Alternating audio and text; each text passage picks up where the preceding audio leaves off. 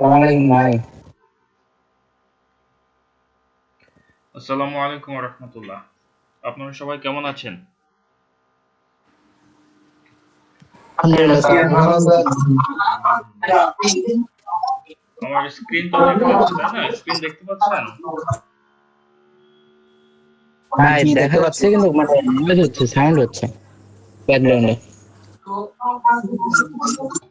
আচ্ছা, আপনাদের যাদের মাইক্রোফোনটা অন আছে কাইন্ডলি মাইক্রোফোনটা একটু অফ করে দেন।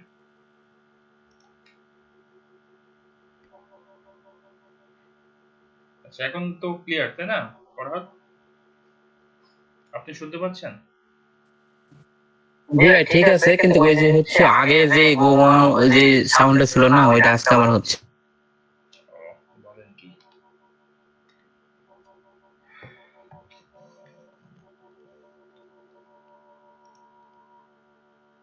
আচ্ছা, ঠিক আছে।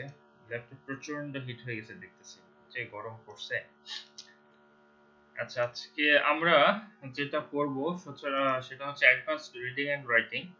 তো আজকে পার্ট এ এবং পার্ট বি, মানে যে রিডিং 1 এবং রিডিং টু এটার হচ্ছে কিছু অংশ বাকি ছিল, আমরা এটা করে শেষ করি, আর মাঝখানে একদিন এই পার্ট সি এর জন্য যে দুইটা ক্লাস আছে ওগুলো আমরা করে নিব।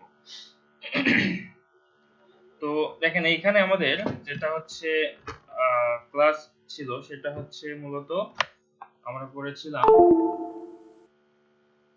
স্কিমিং করেছি, তারপর হচ্ছে স্ক্যানিং করেছি, এদিকে এসে আমরা প্রেডিক্টিং, তারপর হচ্ছে ইন্টারপ্রেটিং, এগুলো আমরা পড়েছি, এবং সামারাইজিং, এগুলো আমরা পড়েছিলাম। তো তিনটা টপিক বাদ ছিল এখানে, একটা হচ্ছে কোহেশন, কোহেরেন্স এবং কন্টেক্সচুয়াল ক্লু। তো এই তিনটা টপিকই খুবই গুরুত্বপূর্ণ রাইটিং এর জন্য, বিশেষ করে রাইটিং এবং রিডিং দুটার জন্যই, বিশেষ করে রিডিং। তো রাইটিং এর জন্য এটা গুরুত্ব, কারণ এখানে যখন লেখালেখি করা হয় এই জিনিসগুলো খুঁজে বের করতে হয়, বিশেষ করে কোহেশন এবং কোহেরেন্স, এগুলো ঠিকঠাক বজায় না থাকলে লেখাটা খুব একটা ভালো হয় না। তো আমরা এখানে দেখি কোহেশন বিষয় নিয়ে প্রথমে পড়ব, তারপর কোহেরেন্স, তারপর হচ্ছে কন্টেক্সচুয়াল ক্লু। তো কোহেশন আপনারা দেখতে পাচ্ছেন স্ক্রিনে, আশা করি সবাই পড়বেন আমার সাথেই। স্ক্রিনে তো সবাই দেখতে পাচ্ছেন, আর আমি তো বলে দিচ্ছি। দেখেন, কোহেশন হলো একটি লেখার গুণ যেখানে লেখার বিভিন্ন অংশ পরস্পরের সাথে যুক্ত এবং সংগঠিত থাকে, পরস্পরের সাথে যুক্ত থাকে এবং সংগঠিত থাকে। এর মাধ্যমে একটি সুনির্দিষ্ট অর্থ বা ধারাবাহিকতা সৃষ্টি হয়। তাহলে কোহেশনে কি হয়? একটা সুনির্দিষ্ট অর্থ বা ধারাবাহিকতা তৈরি হবে। যখন প্যাসেজ লেখা হবে বা আপনারা লিখবেন, তখন একটা লাইনের সাথে আরেকটা লাইন, একটা আইডিয়ার সাথে আরেকটা লাইন যেন মিল থাকে, এগুলো খেয়াল রাখতে হবে। এটি মূলত টেক্সটের একটি বাক্য থেকে অন্য বাক্যে, একটি ধারণা থেকে অন্য ধারণায়, বা লেখার অংশগুলোতে, মানে পার্ট পার্ট করে যেগুলো থাকে আর কি, এই অংশগুলোতে সম্পর্ক বজায় রাখার একটি উপায়। তাহলে এখানে কি হয়? সম্পর্ক বজায় রাখে কার কার মধ্যে? একটা বাক্য থেকে আরেকটা বাক্য, একটা ধারণা থেকে আরেকটা ধারণা, বা একটা অংশ মানে একটা প্যারাগ্রাফের সাথে আরেকটা প্যারাগ্রাফের সুসম্পর্ক, এই বিষয়টা নিয়ে এটা কাজ করে আর কি। পাঠকের কাছে লেখার অর্থ স্পষ্ট করা, লেখার বিভিন্ন অংশের সম্পর্ক বজায় রাখা, লেখা সহজবোধ্য এবং প্রাসঙ্গিক রাখা, এবং লেখাকে আরো প্রফেশনাল টাইপের, মানে পেশাদার এবং আকর্ষণীয় করে তোলার জন্য এই কোহেশন প্রসেসটা ব্যবহার করা হয়, বা এই কৌশলটা ব্যবহার করা হয়ে থাকে। তাহলে আপনারা বুঝতে পারলেন কোহেশনের বিষয়। এখন এই কোহেশনে কি করা হয় আমরা আরেকবার একটু স্পষ্ট করে দেখি। সেটা হচ্ছে কোহেশন নিশ্চিত করে যে লেখার প্রতিটি অংশ একটি নির্দিষ্ট লক্ষ্য বা বিষয়বস্তুর সাথে সম্পর্কিত। অর্থাৎ একটা প্যাসেজে যে বিষয়টা নিয়ে বা থিম নিয়ে, যে আইডিয়া নিয়ে লেখা হচ্ছে, ওইখানে সবগুলো বাক্য ওই থিমটাকেই বা ওই আইডিয়াকেই মূলত প্রকাশ করছে, এই বিষয়টা নিশ্চিত করবে। এরপরে কি করবে? এখানে কিছু কনজাংশন থাকবে, সংযোজক শব্দ, সেগুলো কি? এন্ড, বাট, বিকজ, দেয়ারফর, এগুলো থাকবে। এগুলো দিয়ে আমরা কি করব? এই আইডিয়া গুলোকে বা এই থিম গুলোকে, যেটাই আমরা একাধিক থিম হতে পারে বা আইডিয়া হতে পারে, এগুলোর সাথে একটা আরেকটার সাথে কি করব? সংযুক্ত রাখবো, এবং রেফারেন্স ব্যবহার করে অংশগুলোকে যুক্ত রাখা হয়।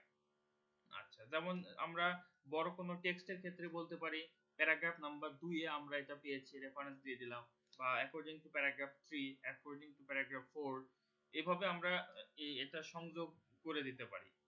একই শব্দ বা ধারণার পুনরাবৃত্তি, প্রতিস্থাপন বা সমার্থক শব্দের ব্যবহার লেখার মধ্যে সম্পর্ক বজায় রাখে। কোহেশন লেখার বাক্য গঠন এবং ধারণাগুলোর মধ্যে একটি স্বাভাবিক প্রবাহ তৈরি করে। বাক্য গঠন এবং ধারণাগুলোর মধ্যে একটা স্বাভাবিক প্রবাহ, মানে এমন ভাবে যাবে, স্মুথলি প্যাসেজটা চলে যাবে, রিডার যারা থাকবে তারা সুন্দর করে পড়ে খুব ইজিলি এটা বুঝতে পারবে। আন্ডারস্ট্যান্ডিংটা যেন খুব ভালোভাবে হয়, এই জন্য মূলত এই কোহেশন প্রসেস বা এই সিস্টেমটা মূলত তৈরি বা ব্যবহার করা হয়। এখন এই কোহেশনের যে এলিমেন্ট গুলো আছে, এই এলিমেন্ট গুলো আমরা একটু বোঝার চেষ্টা করি। এই সবগুলো হয়তো আপনাদের জরুরি না, ঠিক আছে, কিন্তু জানা পড়াটা জরুরি যে এগুলো যে উপাদান আছে বা এই জিনিসটা যে এরকম হতে পারে, যেহেতু আমরা এখানে অ্যাডভান্স হিসেবে এসেছি। তাহলে দেখেন কোহেশনের উপাদান কি কি। প্রথমত হচ্ছে রেফারেন্স। রেফারেন্স কিরকম, এই যে প্রোনাউন কোন টাইপের, হি সি ইট দে, এই যে প্রোনাউন গুলা বা ডেমনস্ট্রেটিভ প্রোনাউন যেগুলো আছে, দিস দ্যাট দেস দোজ, এগুলা ব্যবহার করে আগের কোনো অংশকে নির্দেশ করা হয়। কিরকম দেখেন, উদাহরণ হিসেবে রিনা বট এ ড্রেস, শি লাভস ইট। এখানে এখানে দেখেন এই যে শি যে ওয়ার্ডটা, এই শি এবং ইট, এই যে শি এবং ইট পরের সেন্টেন্সে তিনটা বাক্য শব্দ আছে, একটা শি লাভস ইট। এখন এই শি দিয়ে কিন্তু বোঝাচ্ছে মূলত রিনাকে, এবং এই যে ইট দিয়ে কিন্তু বোঝাচ্ছে ড্রেসকে। তাহলে এখানে দুইটা বাক্য পাশাপাশি থাকলেও আইডিয়া কিন্তু একটাই বোঝাচ্ছে। শি দিয়ে কাকে বোঝাচ্ছে, রিনাকে, মানে আগের বাক্যকে। ইট দিয়ে কাকে বোঝাচ্ছে, ওই যে রিনা যে ড্রেসটা কিনেছে সেই ড্রেসকে।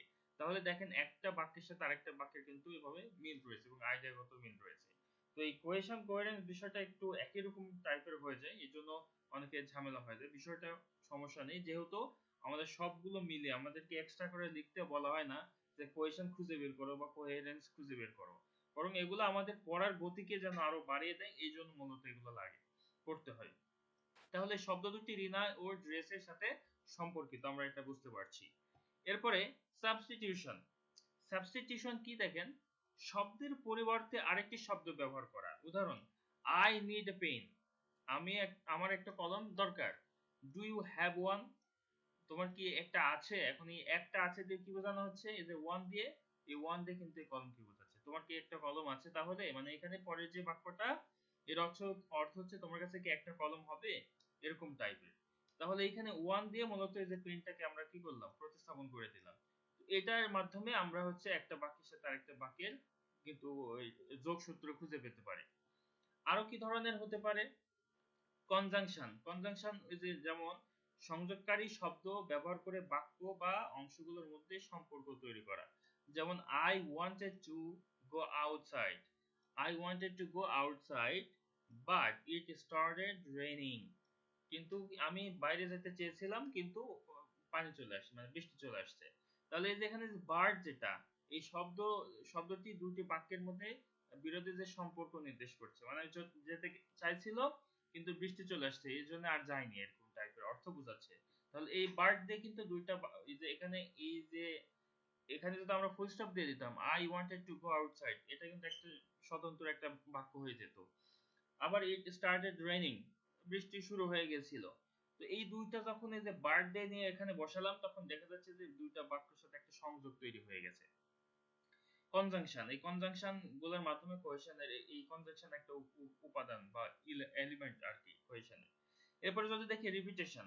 রিপিটেশন বলতে লেখার নির্দিষ্ট অংশ বা শব্দ বারবার ব্যবহার করে, লেখার একটা নির্দিষ্ট শব্দ বা অংশ বারবার ব্যবহার করে গুরুত্ব বা সম্পর্ক বোঝানো। ঠিক আছে, রিপিট করবে, রিপিট করে করে ওই শব্দের মানে এমফাসাইজ করা হয় বা এটার হচ্ছে সম্পর্ক কিরকম এইটা বোঝানোর জন্য এই রিপিটেশনটা করা হয়ে থাকে। যেমন education is important, without education progress is impossible. তার মানে কি এখানে এডুকেশন কিন্তু বারবার এখানে বাক্যে চলে আসছে। দেখেন এখানে একটা এডুকেশন, আবার এইখানে এডুকেশন। তো এইখানে দুইটা বাক্য দেখে আমরা বুঝতে পারছি যে এডুকেশনকে জোর দিয়ে বোঝানোর জন্য, এর গুরুত্ব যে অসীম, এটা বোঝানোর জন্য দুইটা বাক্য এখানে ব্যবহার করা হচ্ছে। আর সেখানে এই এডুকেশন শব্দটা থাকছে রিপিটেশন হিসেবে। তাহলে এখানে কি এডুকেশন ইজ ইম্পর্টেন্ট, শিক্ষা হচ্ছে গুরুত্বপূর্ণ, উইদাউট এডুকেশন শিক্ষা ছাড়া প্রোগ্রেস ইজ ইম্পসিবল, উন্নতি অসম্ভব, মানে এডুকেশন ছাড়া উন্নতি অসম্ভব। তো এই যে উন্নতি অসম্ভব এই শব্দ বা এডুকেশন এখানে বারবার দিয়ে আমরা বুঝতে পারছি এখানে একটা রিপিটেশন হয়েছে। আর এর মাধ্যমে দেখেন দুইটা বাক্যের একটা সংযোগ স্থান হয়ে মানে যুক্ত হয়েছে।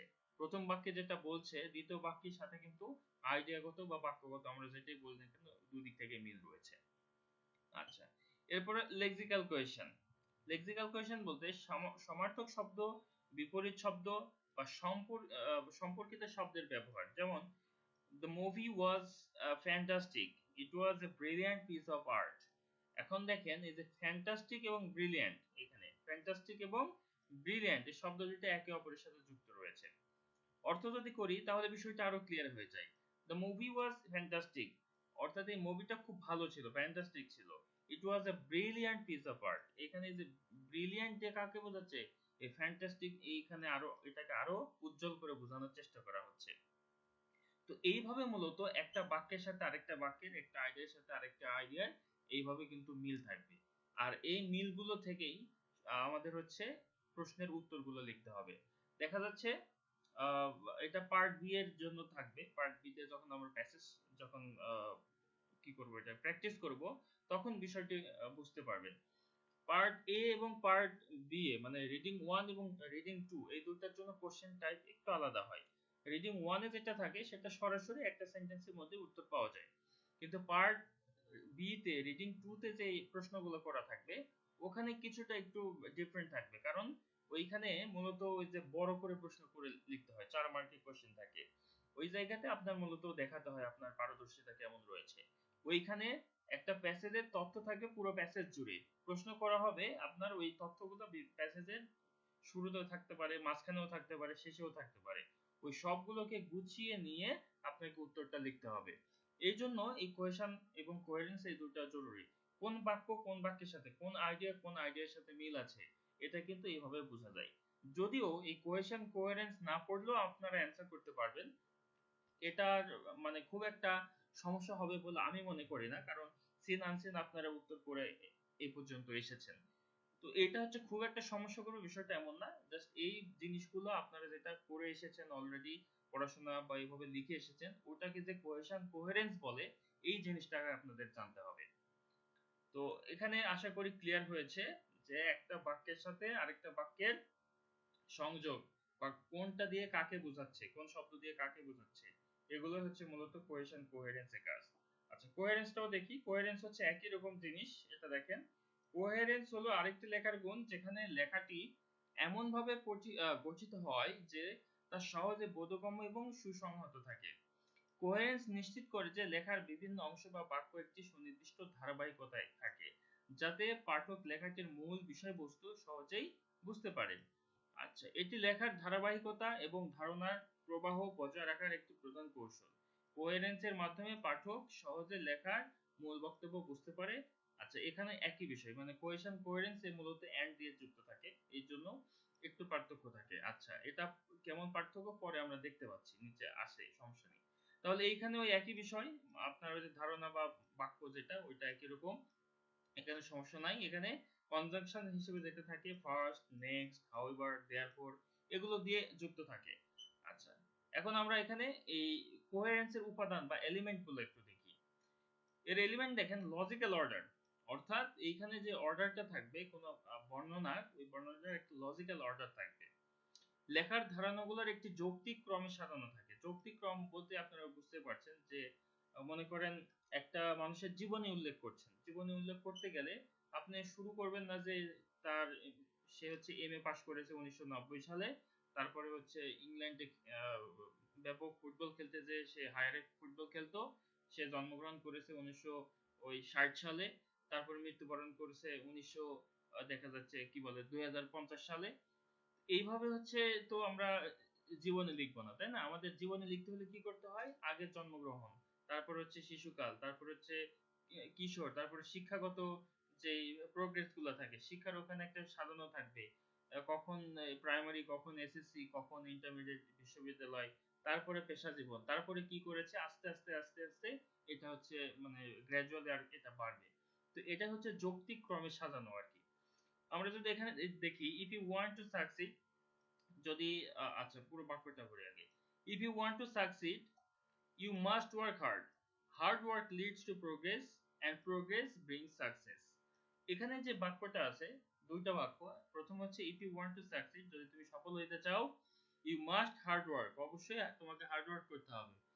আর কেন, এখন এখানে আবার দেখেন বলা হচ্ছে hard work leads to progress, কারণ হার্ড ওয়ার্ক হচ্ছে মূলত প্রোগ্রেসের দিকে নিয়ে যায়, এন্ড প্রোগ্রেস ব্রিংস সাকসেস, এবং এই প্রোগ্রেসটাই হচ্ছে মূলত সফলতা নিয়ে আসার মূল কারিগর। তাহলে এই যে সাকসেস হইতে হলে হার্ড ওয়ার্ক করতে হবে, হার্ড ওয়ার্ক করলে প্রোগ্রেস হবে, প্রোগ্রেস করলে সফলতা আসবে। এই যে এখানে দেখেন লজিক্যাল একটা অর্ডার আছে, এটার পরে ওটা, এটা করলে ওটা হবে, ওটা করলে ওইটা হবে। তো এইটা হচ্ছে মূলত কোহেরেন্সের লজিক্যাল অর্ডার। এরপর হচ্ছে রেলিভেন্স থাকবে। রেলিভেন্স বিষয়টা কি একটু দেখি। প্রতিটি বাক্য এবং অনুচ্ছেদ লেখার মূল বিষয়বস্তু বা উদ্দেশ্যের সাথে সম্পর্কিত। বিষয়বস্তু বা উদ্দেশ্যের সাথে, মূল বিষয়বস্তু বলতে মেইন থিম যেটা বলে আর কি, এবং উদ্দেশ্য বলতে যে পারপাস, এটার সাথে সম্পর্কিত। উদাহরণ, এ healthy diet is essential for good health. আচ্ছা পুরো বাক্য পড়ি। Eating fruits and vegetables provide essential nutrients for the body. অর্থাৎ একটা হেলদি ডায়েট বলতে স্বাভাবিক ভালো যে ডায়েটটা, এটা হচ্ছে ভালো স্বাস্থ্যের জন্য খুবই গুরুত্বপূর্ণ। ইটিং ফ্রুটস অ্যান্ড ভেজিটেবলস বলতে শাকসবজি খাওয়া, এটা হচ্ছে মূলত শরীরের জন্য যে পরিমাণ যে ইম্পর্টেন্ট এই ভিটামিন মিনারেলস যেগুলো লাগে আর কি, পুষ্টিগুণ, এগুলো হচ্ছে মূলত শাকসবজি থেকে পাওয়া যায়। তো এইখানে দেখেন রেলিভেন্স আছে। এখন হেলদি ডায়েট, ডায়েটের সাথে কিন্তু খাবার দাবারের একটা সম্পর্ক রয়েছে, তাই না? গুড হেলথের সাথে একটা পুষ্টির যে জিনিসটা, এটা কিন্তু সম্পর্ক রয়েছে। তো এটা হচ্ছে রেলিভেন্স, অর্থাৎ রিলেটিভিটি এখানে থাকবে।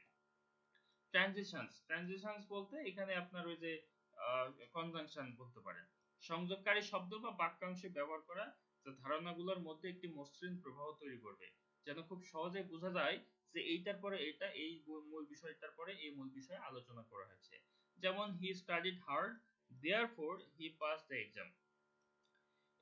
অর্থাৎ এখানে কি, সে কঠিন ভাবে পড়াশোনা করেছে, সে মানে ভালোই কষ্ট করেছে, রাত জেগে পড়েছে, তারপরে হচ্ছে আজে বাজে চিন্তা ভাবনা করে নাই, পরীক্ষার সময় নিউজ টিউজ দেখে নাই, নিউজ দেখলে ব্রেন বিগড়ে যায় আর কি। হ্যাঁ, ওই জন্য পরীক্ষার সময় নিউজ দেখা থেকে বাদ থাকতে হবে। পরীক্ষা শেষ, তারপরে নিউজ দেখে নিজেকে আপডেট করে নেবেন, পরীক্ষার মধ্যে নো নিউজ। আচ্ছা, তো এখানে সে পড়াশোনা করেছে কঠিন ভাবে, যাতে তার মাধ্যমে কি হয়েছে, পরবর্তীতে সে পাশ করে বলেছে এক্সামে, সে সফল হয়েছে আর কি। তো এখানে এই যে দেয়ার ফর হিসেবে এখানে ট্রানজিশন হিসেবে কাজ করছে। আচ্ছা, কনসিস্টেন্সি, শব্দচয়ন, টোন এবং ধারণার উপস্থাপনা একই ধরনের হয়ে থাকে আর কি। এখন এই যে শব্দচয়ন বলতে স্টাইল যেটা আর কি, হ্যাঁ, স্টাইল মানে ল্যাঙ্গুয়েজের কোন পর্যায়ে ল্যাঙ্গুয়েজ হবে, টোন বলতে কোন টোনে কথা বলছে, এটা আমরা রাইটিং 2 তে এগুলো পাবো আর কি, ওখানে এই বিষয়টা ক্লিয়ার হবে। তো মোট কথা যদি আমরা এখানে কোহেরেন্স এবং কোহেশন এই দুইটা জিনিসটা দেখি, সেটা হলো একটা সিদ্ধান্ত আসতে পারি, সেই সিদ্ধান্তটা হচ্ছে মূল বিষয়ের সাথে যুক্ত থাকবে এবং মানে আইডিয়াগত দিক থেকে যুক্ত থাকবে, এবং এখানে বাক্যের সাথে আরেকটা বাক্যের কিভাবে মিল হয় বা ও কি বলে এটাকে সম্পর্ক তৈরি হয়, এই বিষয়টাও এখানে উল্লেখ থাকবে। আচ্ছা, এখানে এখন গুরুত্বপূর্ণ জিনিস আছে যে কোহেরেন্স এবং কোহেশন, এই দুইটা আমরা পড়ে দেখতে পাইলাম যে এই জিনিসগুলো প্রায় একই রকম। তাহলে এর মধ্যে পার্থক্যটা আমরা কিভাবে ধরবো? পার্থক্য হচ্ছে কোহেশন হলো লেখার বাক্যগুলোকে ভাষাগতভাবে সংযুক্ত করে। কোহেশন কি করে? ভাষাগতভাবে বাক্যগুলোকে সংযুক্ত করে। আর কোহেরেন্স কি? কোহেরেন্স হলো লেখার ধারণাগুলোর মধ্যে একটি সংযোগ তৈরি করে, যৌক্তিক সংযোগ। তাহলে একটা হচ্ছে ভাষাগতভাবে, আর আরেকটা হচ্ছে ধারণাগতভাবে। ঠিক আছে? লেখার সময় কিন্তু সবই লাগে। যখন কোনো কিছু লেখা হয়, লেখার উদ্দেশ্য থাকে, লেখার থিম থাকে, মূল বিষয়বস্তু থাকে, এবং ওই বিষয়বস্তুকে ফুটিয়ে তোলার জন্য ভাষাগত যেই সুসংহত যে অবস্থা, সেটাও লাগে। তো কোহেশন দিয়ে কি বোঝায়? বাক্যগুলোকে ভাষাগতভাবে সংযুক্ত করা বোঝায়। আর কোহেরেন্স হলো ধারণাগুলোর মধ্যে, যে আইডিয়াগুলো নিয়ে, যে থিমগুলো নিয়ে লেখা হচ্ছে, এগুলোর মধ্যে যৌক্তিক সংযোগ তৈরি করে। আচ্ছা, মনে করেন একটা প্যাসেজে দেখা যাচ্ছে যে তিনটা থিম নিয়ে আলোচনা করা হয়েছে। মনে করেন লাভ, তারপরে হচ্ছে বেট্রয়, এবং হচ্ছে মনে করেন হিউম্যানিটি। ঠিক আছে, মানবিকতা নিয়ে মনে করেন লেখা হচ্ছে। তাহলে এখানে আইডিয়া হচ্ছে তিনটা আইডিয়াকে তিন ভাবে ডেভেলপ করা হবে। এবং এই তিনটা আইডিয়া নিয়ে যে একটা ক্যারেক্টারের সাথে ওই খেলাধুলা করেছে আর কি, ঠিক আছে, মানে পাঠক তাকে একদম চূড়ান্ত ভাবে মার দিয়েছে, ভালোবাসা করেছে, মানবতার মানবিকতা দেখাতে দেখাতে ভালোবাসা করে ফেলছে, মানে ভালোবাসা হওয়ার পরে তাকে হচ্ছে বিট্রয় করে ফেলছে, তারপরে নায়িকা অন্য জায়গায় চলে গেছে, ভালো বেটার অপশন পাইছে। তো এখানে যে রাইটার যে নায়কটাকে যে একদম মানে যা করার তা করলোই, এই যে অবস্থা, এই অবস্থার দেখাতে হলে তো ওই তিনটা জিনিস একটার সাথে একটা একটা সুতাই বাঁধতে হবে। তো একটা সুতাই বাঁধাই হচ্ছে মূলত কোহেরেন্সের কাজ। বিট্রয় কিভাবে হয়েছে, ভালোবাসা কিভাবে হয়েছে, হিউম্যানিটি কিভাবে হয়েছে, এই সবগুলো জিনিস এক পয়েন্টে যখন নিয়ে আসা হবে, ওই এক পয়েন্টে নিয়ে আসার যে বিষয়গুলো ওটাই হচ্ছে মূলত কোহেরেন্স। আশা করি বিষয়টি ক্লিয়ার হয়ে গেছে। তারপরেও নিচের যে উদাহরণ আছে এখান থেকে আমরা আরো ক্লিয়ার করার চেষ্টা করি। দেখেন, question, the boy is very kind, he helps others. Question কি? The boy is very kind, he helps others. আচ্ছা, তাহলে এখানে দেখেন কোয়েশন প্রোনাউন হি ব্যবহার করে নিশ্চিত করা হয়েছে যে দ্বিতীয় বাক্যটি প্রথম বাক্যের দ্য বয় এর সাথে যুক্ত আর কি। অর্থাৎ এই হি দিয়ে কাকে বোঝানো হচ্ছে? দ্য বয়কে বোঝানো হয়েছে। এছাড়া হেল্পস আদার্স অংশটি পূর্ববর্তী বাক্যের কাইন্ড ধারণার ভাষাগত রেফারেন্স হিসেবে কাজ করছে। অর্থাৎ এই যে হেল্পস আদার্স কি করে? সাহায্য করে, তাই না? কারণ কি? কারণ সে হচ্ছে কাইন্ড, দয়ালু। তবে এখানে ধারণার মধ্যে খুব গভীর যৌক্তিক সংযোগ নেই। এই বাক্য দুটি একে অপরের সঙ্গে ভাষাগতভাবে সংযুক্ত হলেও ধারণাগুলো কোহেরেন্সের দৃষ্টিকোণ থেকে সুনির্দিষ্ট নয়। এখন এই সুনির্দিষ্ট যে নয়, এটা আমরা কিভাবে বুঝতে পারবো বা সুনির্দিষ্ট কিভাবে করব? নিচে আছে দেখেন, কোহেরেন্স থেকে। The boy is very kind because he always helps others in need. অর্থাৎ সে মানে ছেলেটা খুবই দয়ালু, কারণ সে সব সময় মানুষের যখন প্রয়োজন হয় সে প্রয়োজনে সে সাহায্য করে। এখানে যে বাক্যটা পড়লাম একটা বাক্য, আর এখানে যে দুইটা বাক্য পড়লাম, মূলত কিন্তু একই কথাই বলে। তারপরেও পড়ার ক্ষেত্রে, বোঝার ক্ষেত্রে একটু কিন্তু আলাদা রয়েছে। এখানে যদি আমরা দেখি, কোহেরেন্স তৈরি হয়েছে কারণ ধারণাগুলোর মধ্যে একটি যৌক্তিক সম্পর্ক বা কারণ ফলাফলের সংযোগ রয়েছে। কারণ ফলাফলের সংযোগ রয়েছে, কারণ এবং ফলাফল, ঠিক আছে, এটার একটা সংযোগ রয়েছে। আচ্ছা, প্রথম বাক্যের কাইন্ড বৈশিষ্ট্যটি পরবর্তী বাক্যে because he always helps others in need দিয়ে ব্যাখ্যা করা হয়েছে। এখানে যে কাইন্ড বলা হয়েছে, এই যে কাইন্ড দ্বিতীয় বাক্যে the boy is very kind, এই কাইন্ডটাকে ব্যাখ্যা করা হয়েছে কি? He always helps others in need, এটা দিয়ে। আচ্ছা, তাহলে এইখান থেকে কিন্তু আমরা বুঝতে পারছি যে বাক্য শাব্দিকভাবে, ব্যাকরণগত দিক থেকে, ভাষাগত দিক থেকে সংযুক্ত থাকলেও আইডিয়ার দিক থেকে কোহেরেন্স বা সুসংহত যেই ধারণা, যে পড়ার জন্য যে সুবিধা, অতিরিক্ত তথ্য, এগুলো কিন্তু নাও থাকতে পারে। আর অতিরিক্ত তথ্য আরো পরিষ্কার করে বোঝানো, এটাই হচ্ছে মূলত কোহেরেন্সের কাজ। আচ্ছা, এই যৌক্তিক সংযোগ লেখার ধারাবাহিকতা ও অর্থপূর্ণতা বৃদ্ধি করেছে। এখানে যে নাই তা না, আছে, কিন্তু এইখানে যেই আলোচনাটা করা হলো, এখানে বিকজ শব্দটা বাড়ানো হয়েছে, তারপর এখানে ইন নিড এটা লাগানো হয়েছে, এর মাধ্যমে যৌক্তিকতা, অর্থপূর্ণতা আরো বৃদ্ধি পেয়েছে। তো এটা হচ্ছে মূলত কোহেরেন্স এবং কোহেশনের কাজ। আমরা এই কোহেরেন্স এবং কোহেশন দুইটা পড়ে মূল যে পয়েন্টে আসতে পারি সেটা হলো, কোহেশন এবং কোহেরেন্স লেখার জন্য, একটা টেক্সট লেখার জন্য, একটা টেক্সট পড়ে বোঝার জন্য খুবই গুরুত্বপূর্ণ। বিশেষ করে শিক্ষার্থীদের যখন প্রশ্নের উত্তর লিখতে হবে এই সময়টাতে। আচ্ছা, তো এই ক্ষেত্রে আমরা দেখতে পাচ্ছি ভাষাগত দিক থেকে এবং আইডিয়াগত দিক থেকে যখন একে অপরের সাথে মিল থাকে, মিলন বোঝানো হয়, তখন হচ্ছে এটা মূলত আমরা কোহেশন এবং কোহেরেন্স বলে থাকি। এখানে আমরা উদাহরণের মাধ্যমে বিষয়টি ক্লিয়ার করে ফেলেছি। যদি আপনাদের কাছে একটু কঠিন মনে হয়, মাথার উপর দিয়ে যায়, যদি এরকম মনে হয়, তাহলে যে লেখাগুলো আছে এগুলো পিডিএফ আমি দিয়ে দেবো গ্রুপে, আপনারা আরেকবার ভালো করে পড়বেন, নিজে পড়ে নিজে বোঝার চেষ্টা করবেন, তাহলে দেখবেন যে একদম ইজি হয়ে গেছে। মানে যদিও এখনো সমস্যা থেকে থাকে, আশা করি আপনাদের সমস্যা নেই। মূল পয়েন্ট এখানে আরো একবার বলি, মূল পয়েন্ট যেটা, একটা টেক্সটের মধ্যে ভাষাগত দিক থেকে মিল এবং আইডিয়াগত দিক থেকে মিল হয় হচ্ছে মূলত কোহেরেন্স এবং কোহেশন। আচ্ছা, ঠিক আছে। এখন আমরা এই দুইটা জিনিস বোঝার পর সরাসরি চলে যাব হচ্ছে কনটেক্সচুয়াল ক্লুতে। এটা একটু গুরুত্বপূর্ণ জিনিস, কারণ এই কনটেক্সচুয়াল ক্লুর মাধ্যমে আমরা কোনো অপরিচিত শব্দের অর্থ কি হতে পারে এটা অনুমান করতে পারি। বিশেষ করে প্যাসেজ যে প্রশ্নগুলো থাকে, হুট করে যদি কোনো সিনোনিম দিয়ে দেয়, অপরিচিত শব্দ আছে, অর্থ জানা নেই, বলা হলো এটা সিনোনিম কি হবে বা এটার অ্যান্টোনিম কি হবে, তখন কিন্তু এই কনটেক্সচুয়াল ক্লু ব্যবহার করে অর্থ অনুমান করে সিনোনিম বা অ্যান্টোনিম লেখা দরকার হবে। সুতরাং কনটেক্সচুয়াল ক্লু খুবই গুরুত্বপূর্ণ।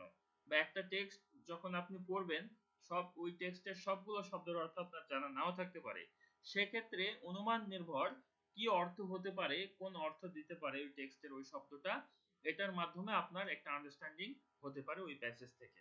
তাহলে চলুন, কনটেক্সচুয়াল ক্লু হলো এমন একটি পদ্ধতি যেখানে কোনো অপরিচিত শব্দ বা বাক্যের অর্থ বোঝার জন্য তার আশেপাশের ফ্রেজ বা বাক্যাংশ যেগুলা বা শব্দগুলোকে বিশ্লেষণ করা হয়। মানে এমন একটা শব্দ দিয়েছে যে শব্দের অর্থ আপনার জানা নাই, তাহলে এই শব্দের অর্থ কি হতে পারে, এর জন্য আশেপাশে যে ফ্রেজগুলো থাকবে বা শব্দগুলো থাকবে এগুলোকে বিশ্লেষণ করা হবে, বিশ্লেষণ করে এর শব্দ পাওয়া যায় আর কি। এটি মূলত অপরিচিত শব্দ বা বাক্যের অর্থ কি হতে পারে তা নির্ধারণের একটি কৌশল। এটি শব্দটির ব্যবহারিক প্রেক্ষাপট থেকে ধারণা নিতে সাহায্য করে। শব্দটির ব্যবহারিক প্রেক্ষাপট, কোন প্রেক্ষাপটে শব্দটা ব্যবহার করা হয়েছে, এইখান থেকে আমরা ধারণা নিতে পারি। বিশেষ করে এর উপরে যে একটা আমরা উদাহরণ দেখলাম, যে উদাহরণে যদি আরেকবার যাই, সেটা হচ্ছে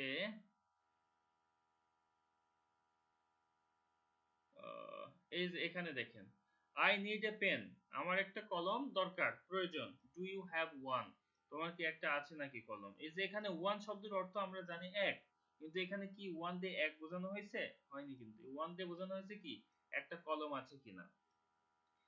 আশা করি এই বিষয়টাই বুঝতে পেরেছেন। তো এইখানে বিশ্লেষণ করে কিন্তু আমরা বুঝতে পারছি যে এই ওয়ান মানে এক নয়, এই ওয়ান মানে হচ্ছে একটা কলমকে বোঝানো হয়েছে। ঠিক এইভাবে শব্দর আশেপাশের বিশ্লেষণ করে কোন প্রেক্ষাপটে শব্দটা ব্যবহার করা হলো, এর মাধ্যমে আমরা অর্থ বোঝার চেষ্টা করব। কনটেক্সচুয়াল ক্লুতে তাহলে কি করা হয়? শব্দটি যে বাক্যে বা পরিবেশে ব্যবহার হয়েছে সেটি বিশ্লেষণ করে অর্থ নির্ধারণ করা হয়। এটি এমন শব্দ বুঝতে সাহায্য করে যেগুলো পাঠকের কাছে অপরিচিত থাকে। অপরিচিত যদি না হয় তাহলে এই কনটেক্সচুয়াল ক্লু ব্যবহার করার প্রয়োজন হয় না। আশেপাশের শব্দ, বাক্যাংশ বা পুরো অনুচ্ছেদ শব্দটির অর্থ বুঝতে সাহায্য করে।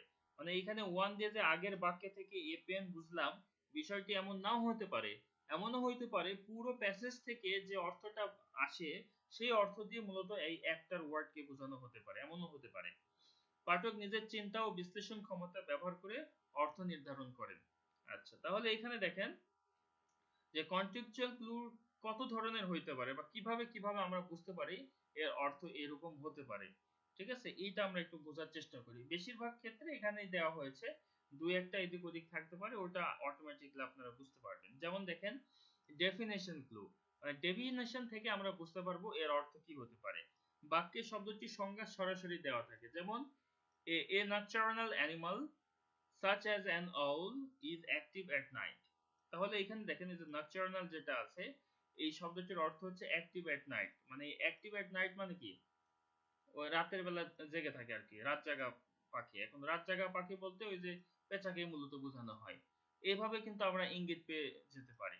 আচ্ছা, এখানে এই যে দেখেন এখানে দিয়ে ইজ অ্যাক্টিভ এট নাইট, এই কমাটুকু বাদ দিয়ে দেন, সাচ অ্যান্ড অল এটা বাদ দিয়ে দেন, তাহলে কি হয়, এখান থেকে অ্যানিমালের পর এই যে ইজ, তারপরে এই যে এটা আছে।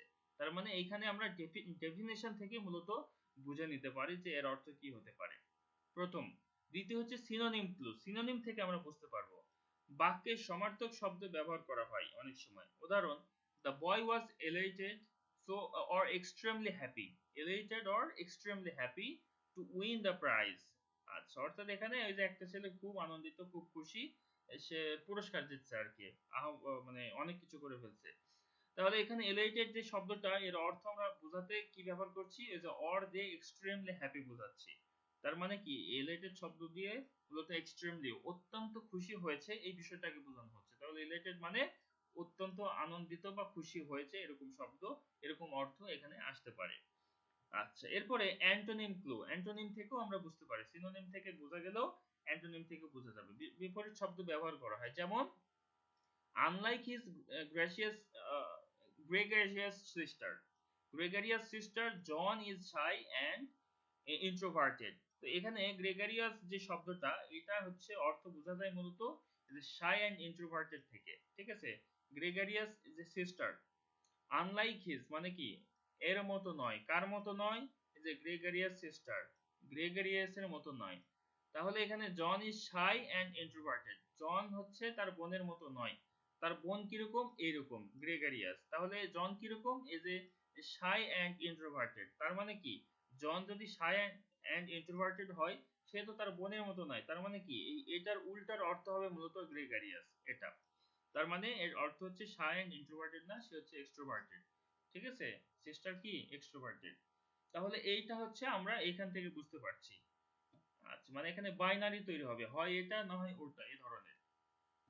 এরপর যদি আমরা দেখি এক্সাম্পল ক্লু, এক্সাম্পল থেকে আমরা মূলত বুঝতে পারবো কিরকম উদাহরণ ব্যবহার করে শব্দের অর্থ বোঝানো হয়। আচ্ছা, celestial bodies such as the sun, moon and stars can be seen at night। এখন এই যে celestial bodies বলতে এখানে কি বোঝানো হচ্ছে, যেখানে যে সান থাকে, মুন থাকে, আর অন্যান্য যে নক্ষত্রগুলো থাকে, এটাকে বোঝাচ্ছে। তাহলে celestial bodies বলতে এখানে আকাশ সম্বন্ধীয় কোনো জিনিস হতে পারে, এটা কিন্তু বোঝা যাচ্ছে, কারণ এই সান, মুন, স্টার্স এগুলো কোথায় থাকে, আকাশে থাকে। Can be seen at night, এবং রাতের বেলা এগুলো দেখা যায়। তার মানে কি, যে সৌরজগৎ টৌরজগৎ এগুলোর অর্থ এখানে আসে, আকাশ সম্বন্ধীয় কোনো জিনিস এখানে বোঝাচ্ছে। তো এর মাধ্যমে কিন্তু আমরা এই এক্সাম্পল থেকে কিন্তু আমরা এটা বুঝতে পারছি। অর্থাৎ এখানে প্রত্যেকটা প্রেক্ষাপট থাকবে, যেখানে যে শব্দটা থাকবে ওই প্রেক্ষাপটের ভিত্তিতে আমাদের অর্থগুলোকে ধরে নিতে হবে। এরপরে ইনফারেন্স ক্লু। ইনফারেন্স ক্লু কিরকম, শব্দটির অর্থ পরিষ্কার না হলেও পাঠক আশেপাশের বাক্য থেকে ধারণা করেন আর কি, ঠিক আছে, আশেপাশের বাক্য থেকে। আচ্ছা, এখানে দেখেন the child clandestine behavior made her parents suspicious। তাহলে এখানে clandestine যেই শব্দটা, এর অর্থ কিন্তু বোঝা যায় হচ্ছে যে suspicious থেকে, যা লুকানো কিছু নির্দেশ করে, ঠিক আছে। এটার হচ্ছে আরো ভালো উদাহরণ হবে ওই যে আগের ওইটা, I need a pen, do have one। এখান থেকে কিন্তু আমরা ওই যে আশেপাশের বাক্য থেকে বুঝতে পারছি যে ওয়ান শব্দ কি হতে পারে। মনে করেন ওয়ান শব্দটার অর্থ আপনার জানা নাই, তাহলে সেক্ষেত্রে ওয়ান দিয়ে কি বোঝানো হতে পারে এটা একটু পরিষ্কার পাওয়া যাচ্ছে। আচ্ছা, তো এই হচ্ছে মূলত আমাদের কনটেক্সচুয়াল ক্লু। আমরা ডেফিনিশন থেকে বুঝে নিতে পারবো, তারপর হচ্ছে সমার্থক শব্দ দেয়া থাকে অনেক সময়, এখান থেকে বুঝে নিতে পারবো। অনেক সময় বাক্যের মধ্যে অ্যান্টোনিম সিস্টেম তৈরি করে দেয়, ওখান থেকে আমরা বুঝে নিতে পারবো। অনেক সময় উদাহরণের মাধ্যমে বুঝিয়ে দেওয়া হয় যে এটার মতো, মানে এই জিনিসটা এরকম, এর উদাহরণ হচ্ছে দেখা যাচ্ছে এই যে এটা এটা এটা এর মতো। তাহলে এর মতো মানে বোঝা যাচ্ছে এটা অন্য ওই গোত্রীয় কোনো জিনিসকে বোঝানো হচ্ছে, অর্থাৎ এক্সাম্পল থেকে বোঝা যায়। এছাড়াও আশেপাশে যে বাক্যগুলো থাকে, যে শব্দগুলো থাকে, এগুলো থেকেও অনেক সময় বোঝা যায়। তবে কনটেক্সচুয়াল ক্লু সবসময় যে মূল যে ফোকাস, সেটা সেই ফোকাসটা থাকবে হচ্ছে ব্যাকগ্রাউন্ডের উপর, ওই প্যাসেজটা কোন বিষয়ে আলোচনা করা হচ্ছে। এখন যে আগে যে শব্দটা বললাম, ওই যে do you have one, I need a pen, I need a pen, do you have one.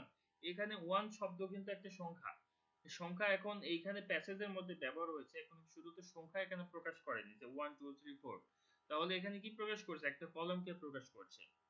এটা কার উপর ভিত্তি করে আমরা একটা কলম বোঝাচ্ছি, এই প্যাসেজের ব্যাকগ্রাউন্ড যেটা, যেই বিষয় নিয়ে কথা বলা হচ্ছে এটার উপর ভিত্তি করে, আর এটাকেই মূলত প্রেক্ষাপট বা ব্যাকগ্রাউন্ড বলা হয়। তো এইগুলোর প্রেক্ষাপটে আমরা হচ্ছে অর্থগুলো নির্ধারণ করব, এবং করে আমাদের বাক্যের কি বলে প্যাসেজ থেকে যে প্রশ্নগুলো থাকবে সেই প্রশ্নগুলোর উত্তর করার চেষ্টা করব। আশা করি আপনারা কনটেক্সচুয়াল ক্লু, কোহেরেন্স এবং কোহেশন বুঝতে পেরেছেন। আচ্ছা, এখন একটু আপনাদের কথা শুনতে চাই, আপনারা একটু ইয়েতে আসেন, মাইক্রোফোন সবাই একটু অন করেন।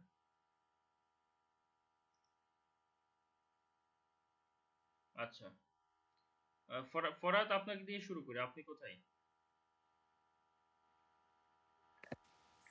জি ভাই বলেন। আচ্ছা, আমাদের এখানে যে আমাদের মূল যে জিনিসগুলো পড়লাম অলরেডি এখানে। এগুলোর মধ্যে কি কোনো সমস্যা আছে আপনার? জি না। আচ্ছা, ঠিক আছে। এরপরে এই যে দেখছেন যে এখানে আসছে সবাই পালানো শুরু করছে। আচ্ছা, সমস্যা নেই, আপনাদেরকে ধরতেছি না, আপনার ক্লাসে থাকেন, ক্লাস থেকে বের হয়ে যান না। তো এইখানে আহ, আশা করি আর কোনো সমস্যা নেই। তাহলে আমরা হচ্ছে যেহেতু কনসেপচুয়াল ক্লু বুঝতে পেরেছি, সামারি বুঝতে পেরেছি, আগের ক্লাসে সামারাইজিং কিভাবে কি হয়, তারপর হচ্ছে ইন্টারপ্রেটিং, প্রেডিক্টিং, তারপর হচ্ছে আমরা পড়েছি স্কিমিং এবং স্ক্যানিং। এই যে জিনিসগুলো পড়লাম, এইখানে সবগুলো কৌশল নিয়ে আমরা এখন ঝাঁপিয়ে পড়ব রিডিং 1 এবং রিডিং 2 এর উত্তর করার জন্য। ঠিক আছে? এখন এই রিডিং 1 এবং রিডিং 2 এর প্যাসেজ থেকে উত্তর করার জন্য যে জিনিসটা আমাদের দরকার সেটা হচ্ছে এখানে দেখেন।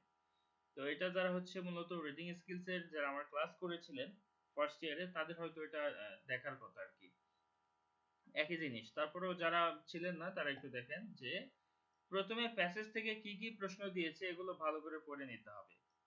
প্যাসেজ কি আছে ওইটা জাস্ট দেখলাম, তারপর পুরো প্যাসেজ না পড়ে কি করব, আগে প্রশ্নগুলো দেখে নিব যে প্রশ্নগুলো কি কি আছে। এখন প্রশ্নগুলো থেকে একটা ধারণা পাবেন যে উক্ত প্যাসেজটি কি সম্পর্কে দেয়া হয়েছে। ঠিক আছে? খুবই একটা চোরাই একটা বুদ্ধি আর কি, বুদ্ধি যে এই প্যাসেজের থেকে যে প্রশ্নগুলো দেয়া হয় ওই প্রশ্ন কিন্তু মূল মূল জিনিসগুলো জিজ্ঞাসা করা হয় একটা প্যাসেজে। তাহলে প্রশ্নগুলো পড়ে নিলে আমরা একটা ধারণা পেয়ে যাব যে এই প্যাসেজটা কি সম্পর্কে আর কি দেয়া হয়েছে। প্রশ্ন থেকে কিন্তু আমরা ধারণা করে নিচ্ছি আর কি, হ্যাক করার মতো আর কি। এবার প্যাসেজটি মনোযোগ দিয়ে পড়েন। আচ্ছা, পড়া শেষ হলে আবার পড়বেন, তবে এবার পড়ার সময় প্রশ্নগুলো কি নিয়েছিল, মানে আগে যে প্রশ্নগুলো পড়ে নিয়েছেন ওই প্রশ্নগুলো কি নিয়েছিল ওইটা মাথায় রেখে আন্ডারলাইন করে পড়তে হবে। প্রথমবার একবারে ঢালাও পড়ে নিলেন, পড়ে নেওয়ার পর আবার যখন পড়তে যাবেন তখন ওই যে ওই প্যাসেজ থেকে যে প্রশ্নগুলো আগে পড়ে নিয়েছেন ওই প্রশ্নগুলো মাথায় রেখে পড়বেন। ঠিক আছে? আচ্ছা, যেখানে ওই প্রশ্নগুলো পাবেন, অর্থাৎ যে লাইন পড়ার সময় মনে হবে এখান থেকে প্রশ্ন আছে, ওইখানে আন্ডারলাইন করে দিবেন, মানে ওইখানে সিল মেরে দিতে হবে টিপ জলের। ঠিক আছে?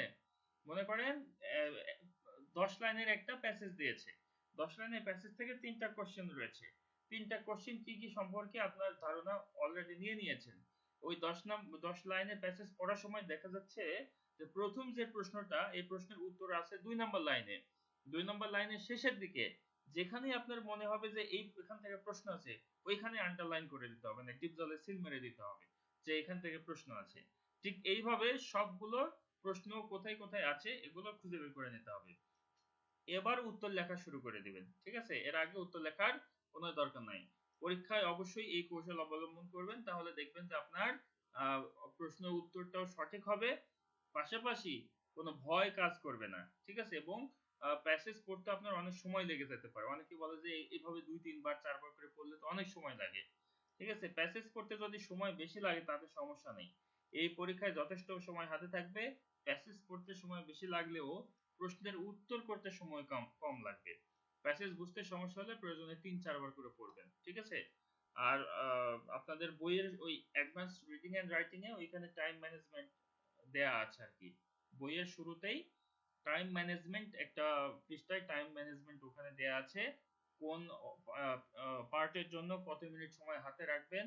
ঠিক আছে? Part B, part C, reading 1, writing 1, reading 2, writing 2, writing 3, reading 3, এগুলোর জন্য কয় মিনিট করে হাতে রাখবেন, এই সবগুলো বিস্তারিত বর্ণনা করে দেয়া আছে, কোনো সমস্যা নেই। বই খুলে আগে এগুলো দেখবেন, এগুলো দেখতে পাবেন। এবং 300 জিএসএম কালার পেজে দেয়া আছে আর কি। আচ্ছা, 300 গ্রাম যে পেজ আর কি, কালার পেজ, দেখতেও ভালো লাগবে আশা করি। তো এইটা হচ্ছে মূলত আমাদের মূল এখানে ধারণা। আশা করি এখানে রিডিং 1 এবং রিডিং 2 প্যাসেজে যে জিনিসগুলো মাথায় রেখে উত্তর করতে হয় এগুলো সম্পর্কে আপনাদের আর কোনো সমস্যা নাই, কারণ এখানে সবগুলোই করে দেওয়া হয়েছে। এখন আমরা যেটা করব, রিডিং 1 এবং রিডিং 2 এর জন্য এই দিকে আর কোনো পড়া আমাদের থাকবে না, আমরা সরাসরি রিডিং 1, রিডিং 2, রিডিং 1 এবং রিডিং 2 এর জন্য 10টা 10টা করে যে প্যাসেজ গুলো রয়েছে ওইখান থেকে আমরা কিছু প্যাসেজ প্র্যাকটিস করব পরবর্তীতে। ঠিক আছে? এর আগে আমরা কি করব, এই প্র্যাকটিস করার আগে আমাদের হচ্ছে রিডিং 3 এর জন্য এবং আমাদের হচ্ছে রাইটিং 3 এর জন্য যে জিনিসগুলো রয়েছে এইগুলো আমরা একটু দেখে নিব। এখানে যে ডিসকাশন আছে টেক্সচুয়াল ডিসকাশন, ওই টেক্সচুয়াল ডিসকাশন গুলো করে নিব যাতে করে সম্পূর্ণ আইডিয়া চলে আসে।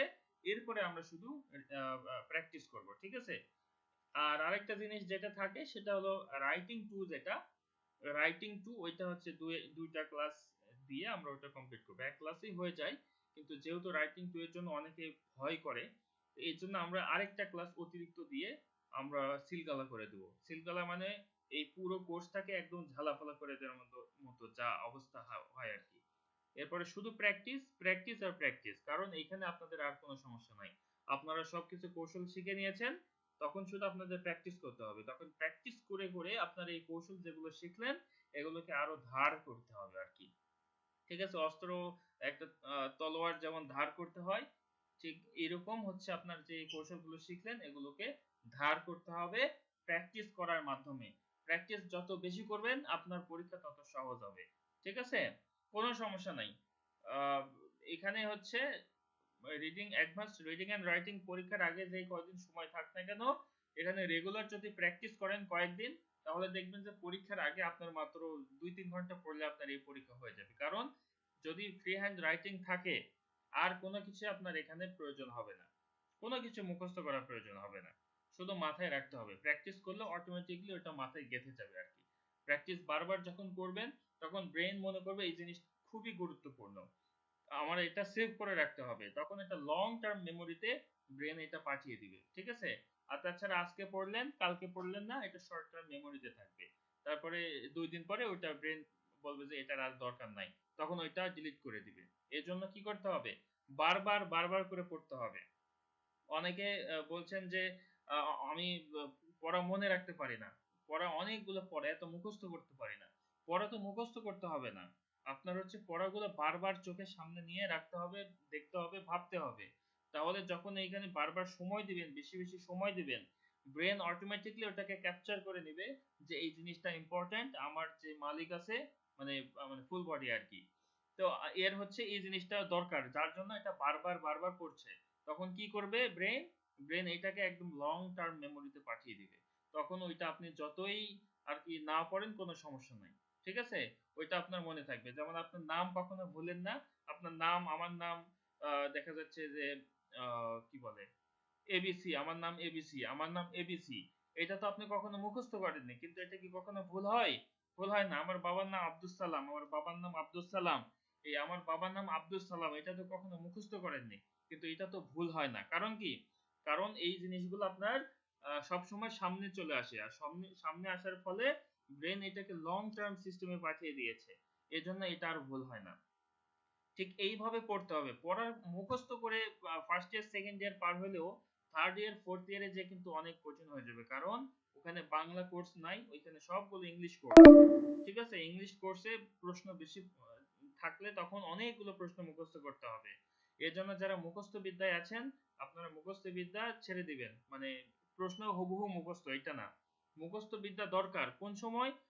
কোটেশন মুখস্থ করতে হবে এই সময়, তখন আপনার হচ্ছে মুখস্থ বিদ্যা কাজে লাগাতে পারেন। এছাড়া অন্য যা কিছু আছে সবকিছুকে ক্যাপচার করে ব্রেনে পাঠিয়ে দিতে হবে, ব্রেন যেন ওটাকে লং টার্ম সিস্টেমে পাঠিয়ে দেয়, যাতে করে আপনার যখনই দরকার, যেমন গুগলে সার্চ করলে আপনি যে কোনো ইনফরমেশন পেয়ে যান, ঠিক ব্রেন যেন আপনাকে ওই ইনফরমেশন গুলো সাপ্লাই করে দিতে পারে।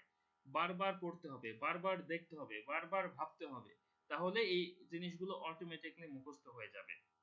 আপনার কষ্ট করে মুখস্থ করতে হবে না।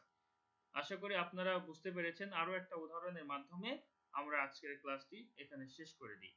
মনে করেন যে আহ, ইট ভাটা আপনারা সবাই কম বেশি দেখেছেন বা চিনেন।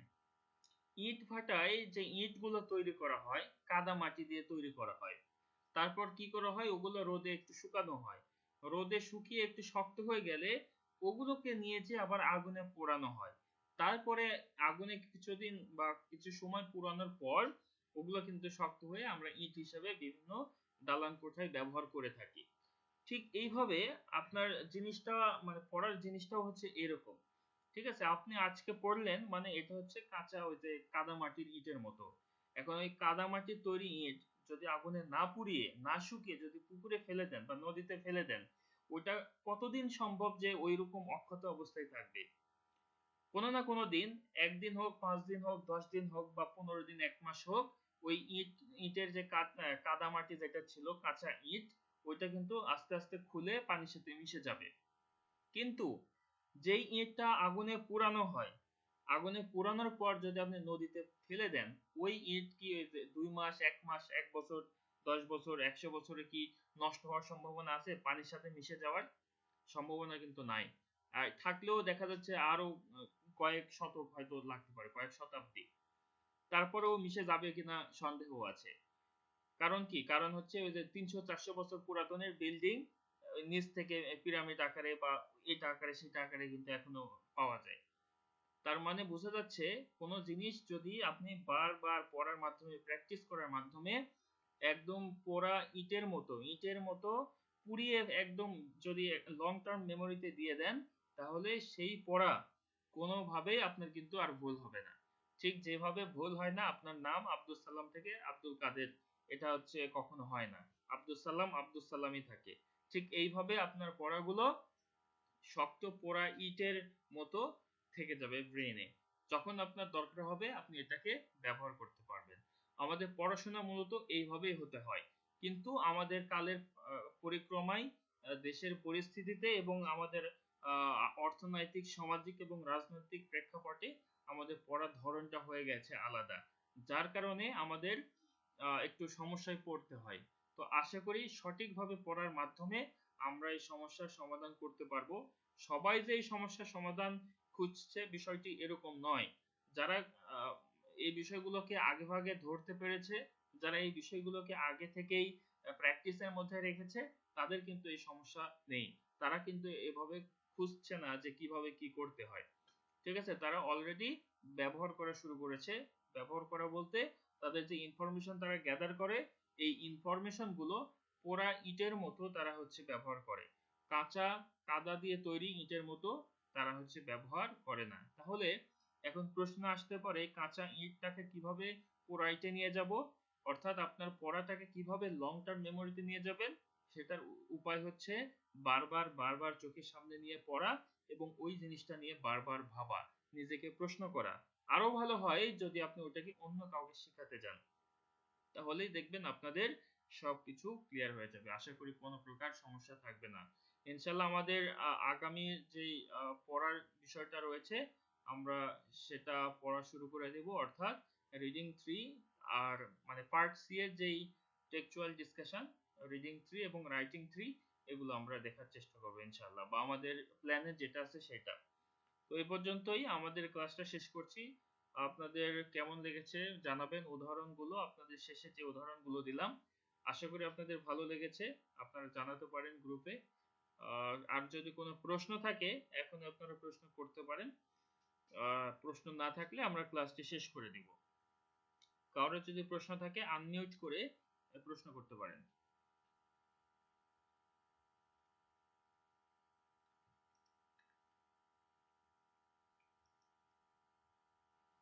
আচ্ছা, আশা করি তাহলে আর কারো কোনো প্রশ্ন নেই। তারপরেও যদি কোনো প্রশ্ন থাকে অবশ্যই গ্রুপে জানাবেন, আমি আছি ইনশাআল্লাহ আপনাদের প্রশ্নের উত্তর দেওয়ার চেষ্টা করব।